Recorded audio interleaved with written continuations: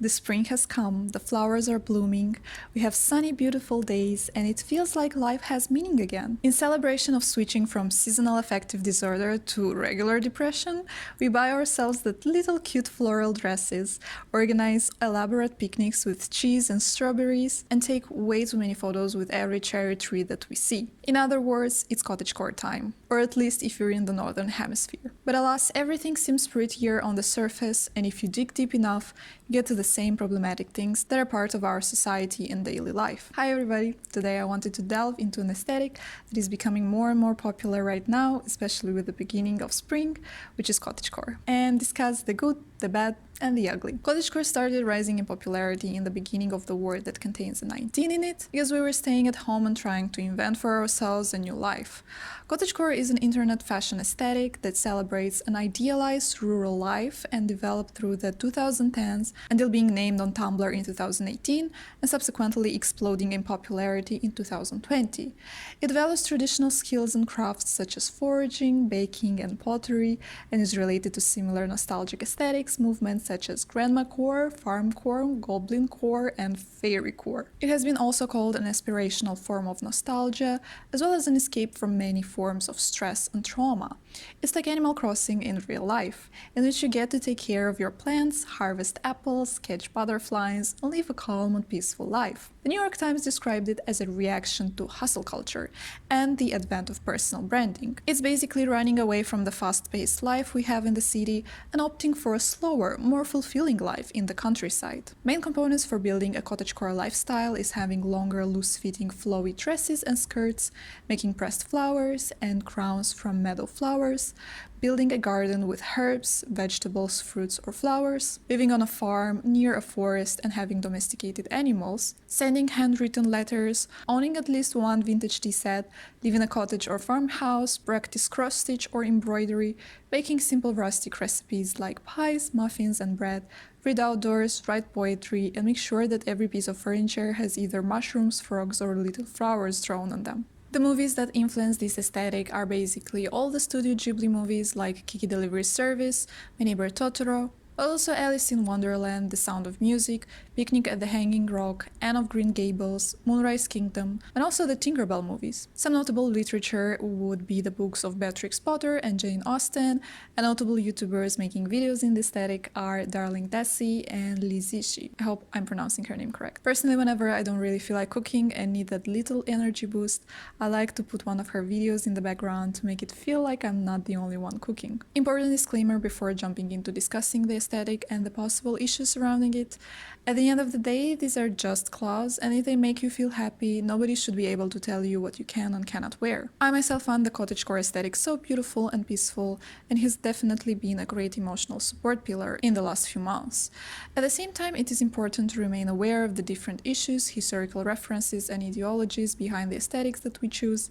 Nothing in this world is ever black or white. What we can do is to be informed and to work on building a better future for our community and develop an aesthetic to be inclusive and aware. You can enjoy an aesthetic and still be critical to some of its issues, so no need to throw away your cute floral dress yet. When you're taking into consideration what cottagecore entitles, it comes as no surprise that it became so popular last year, especially with the release of Taylor Swift's albums Evermore and Folklore. I mean, it's the perfect escapist fantasy. You get to leave your small apartment in which you are stuck for the last couple of months, and you get to go live in the middle of the nature, have a whole cottage for yourself, do some gardening, drink some tea. At its core, cottagecore is an escapist fantasy. This is why for many people it is really hard to integrate it into our daily lives. The only thing most of us can do is maybe buy some flowers and wear milkmaid dresses in your bedroom. That's about it. So here comes our first topic that I wanted to discuss with you, how unachievable this whole aesthetic can be for most of us. And I have the perfect example for that. I stumbled upon this video recently called How We Live Without Money, Finding Happiness in a Simple Life. And I was like, perfect. I'm constantly overthinking if I should quit college because maybe I did not choose the right major. I'm dreaming about an easier, simpler life somewhere where I can actually move more than between my room and the grocery store. And apparently I can also escape the webs of capitalism and live without money in the middle of nature. Sign me up. Today, we are going to share the 5 ways that we are able to avoid money and sustain this lifestyle. We have a dream to build a self-sustainable future and regenerate the land for generations to come. Sounds great, but how can I do it? For most people, shelter is the most expensive aspect of life. We are so lucky to be able to live with our mum in exchange for labour.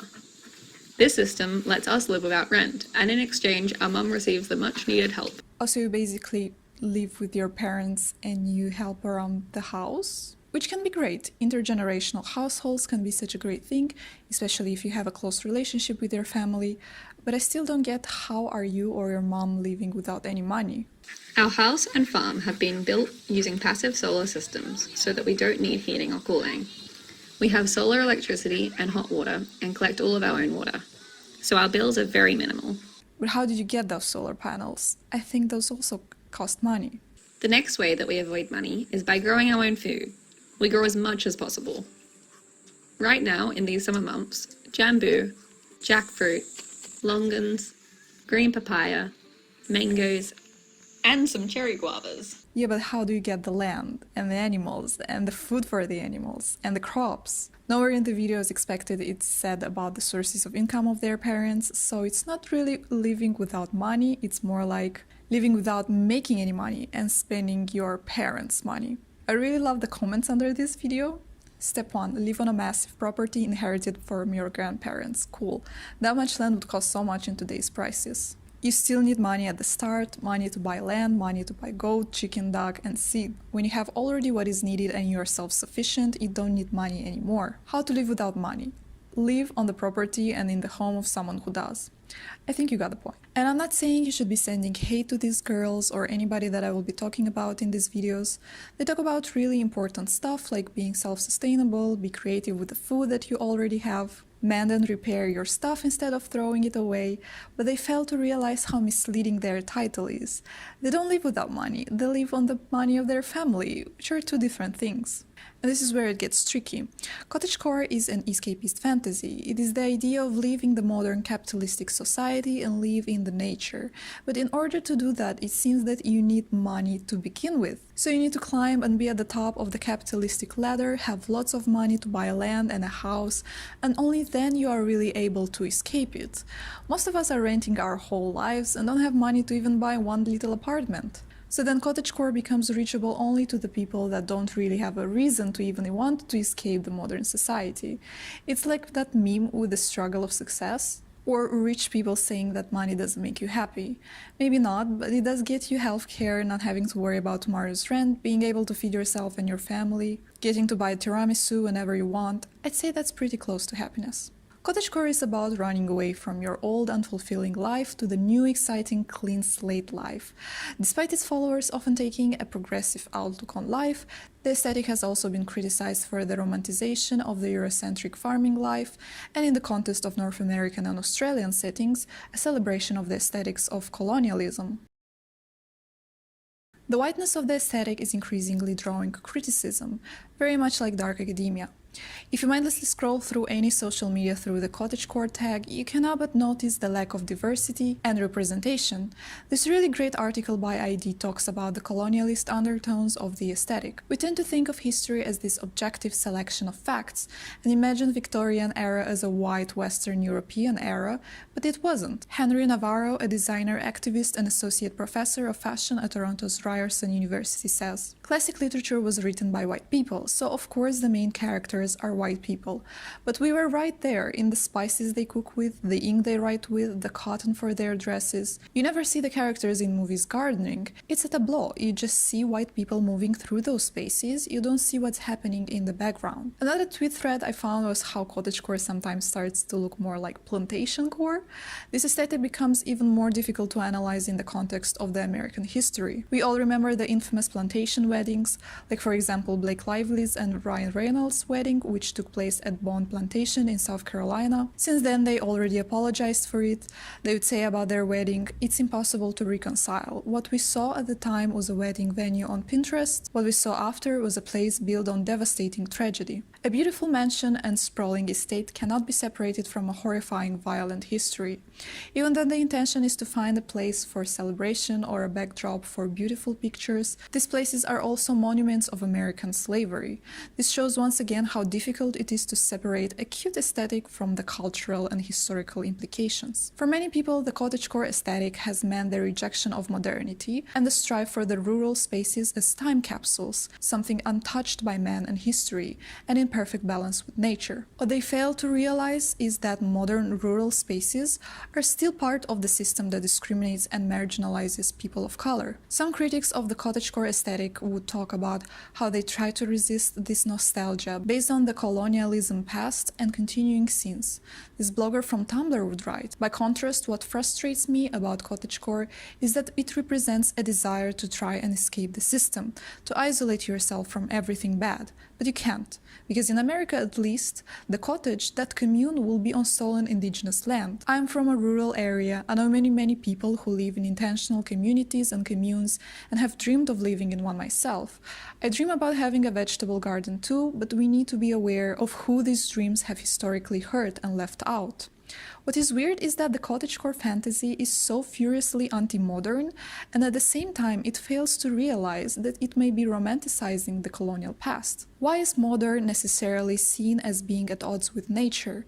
Couldn't the modern and the future try to integrate sustainability and nature as the central value of how our society should work, and not merely as an afterthought? Here is where knowing about solarpunk comes in very handy. Solarpunk is an art movement that envisions how the future might look if humanity succeeded in solving major contemporary challenges, with an emphasis on sustainability problems such as climate change and pollution. The iconography of solarpunk focuses on renewable energy such as solar and wind power, but that would need to be a different video itself. So solarpunk tries to look into the future and how we might integrate a stronger connection to nature in our modern society, while cottagecore is heavily reliant on rejecting any sense of modernity and going back to better older times. Cottagecore is built on the idea of leaving the difficult and degrading city and moving to the pure and simple life in the nature. Start a new page and build a new community. Just like Elon Musk's fascination of colonizing Mars, or Stephen Hawking's stark warning that humanity can only survive if it leaves Earth so that we can escape overpopulation and pollution, emphasized how it is more important for them to find new places where to start everything fresh instead of solving the problems that we have here and find a way to coexist with the local environment without destroying it. Cottagecore depicts living at the countryside as effortless and a never-ending source of enjoyment. We see people in flowy dresses, smelling the flowers, picking up strawberries, and cradling cute animals. I really love this scene in Marie Antoinette, the Sofia Coppola movie, in which the queen in her last years of her life decides to live at Petit Trianon, which is a bit like a cottage. She would live the life that she thinks villagers are living, at the same time being completely secluded from any kind of problems that the real peasants would have.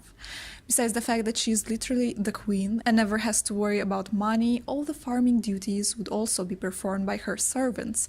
The animals would be kept away because they smelled and would only be brought in the presence of the queen if they were washed and perfumed beforehand. The eggs would be washed by the servants before she could go and collect them, and while the real labor would be done by her servants, Marie Antoinette would live in the illusion of the life of a simple peasant, only getting to enjoy the best parts, like drinking meal with her courtiers or having picnics in the garden. I really like this comment saying that Marie Antoinette is the OG cottagecore influencer. Very much like Marie Antoinette, through the perfectly curated TikToks, we only get a glimpse of what it is like to live in the countryside, only the cute aesthetically pleasing parts. This builds an erroneous narrative of an effortless life in the countryside, while the reality is that managing a farm is a laborious and challenging occupation. People become enamored with the idea of living in the countryside and not actually with its reality, thus leading to a very reductionist view of the village life. Very little people actually know about the problems with which farmers all over the world are struggling today. For example, the ongoing Indian farmers' protests against 3 farm acts which were passed by the Parliament of India,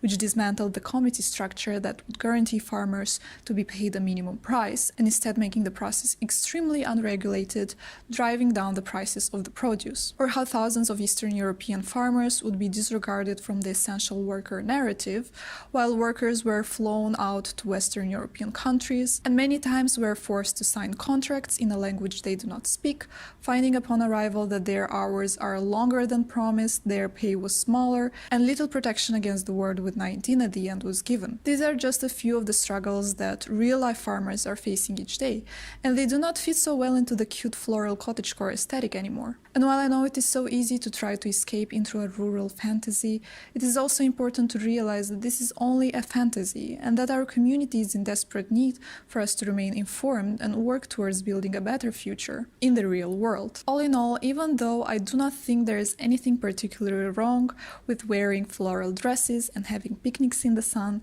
the problems start when people start seeing the cottagecore lifestyle as something more than just a fantasy. The reality is a lot more complex and nuanced. I also linked some additional great videos on cottagecore in the description about threadwives and the LGBTQ+ community, but as a conclusion I would like to say that caring for the nature and wanting a more sustainable and conscious lifestyle is a great thing which everybody I think should be doing. We just need to make sure that in the process we do not hurt the people around us and we don't choose to live our lives based only on aesthetics. I hope you enjoyed this video. Let me know in the comments what you think about cottagecore.